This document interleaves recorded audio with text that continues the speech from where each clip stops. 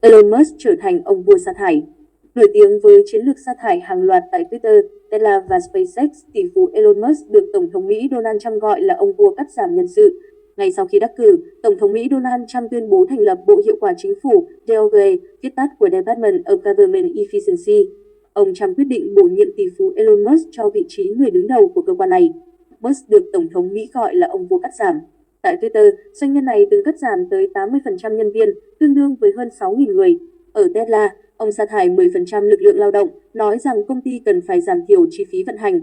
10% cũng là tỷ lệ nhân sự bị Musk đuổi việc tại SpaceX. Đối với tỷ phú này, cắt giảm là ưu tiên hàng đầu. Ông cho rằng cấp dưới của mình cần nhanh nhẹn và tháo vát hơn, theo Business Insider.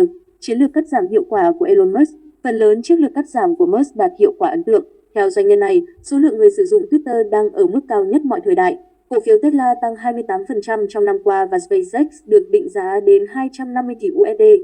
Ông cho rằng lợi nhuận của các doanh nghiệp gia tăng nhờ quyết định sa thải nhân sự. Câu hỏi đặt ra là liệu các chiến lược cắt giảm của Musk có thể áp dụng với cơ quan chính phủ hay không? Ở vị trí đồng chủ tịch DOGA, người đứng đầu Tesla và tỷ phú công nghệ sinh học Vivek Ramaswamy nỗ lực tuyển dụng các người có IQ đặc biệt cao. Từ đó có thể cắt giảm 75% lực lượng lao động liên bang. Khi cắt giảm thành công số lượng nhân sự này, chính phủ có khả năng tiết kiệm 2.000 tỷ USD, tương đương với 1/3 tổng chi tiêu của liên bang.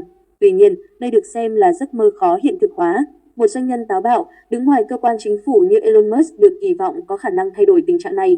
Michael Morris, giáo sư tại trường kinh doanh Columbia, cho biết các tổ chức lớn cần một lực lượng phá hủy để thay đổi. Mọi thứ không tự biến mất. Một người sẵn sàng phá bỏ mọi thứ một cách sáng tạo và có chủ đích mới có thể mang đến sự đổi mới. Sự thay đổi thường kéo theo cú sốc lớn, tạo ra phản kháng dữ dội, Morris nói. Chồng gai của Elon Musk, với tư cách CEO của các doanh nghiệp, Musk có thể đàn áp sự phản kháng từ phía nhân sự và quyết liệt cải tổ văn hóa công ty. Tuy nhiên, mọi chuyện sẽ khác ở DOGA.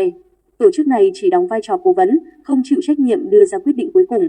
Ngay cả khi tỷ phú này có các ý tưởng xuất sắc, đề xuất của ông chưa chắc được phê duyệt. Andy Wu, phó giáo sư quản trị kinh doanh tại trường kinh doanh Harvard, cho biết hiện nay Musk vẫn cho thấy sự quan tâm đến những khoản cắt giảm nhỏ nhặt, gây sốc như nghiên cứu thuốc liên quan đến chuột lang hay tài trợ các buổi biểu diễn The Rock.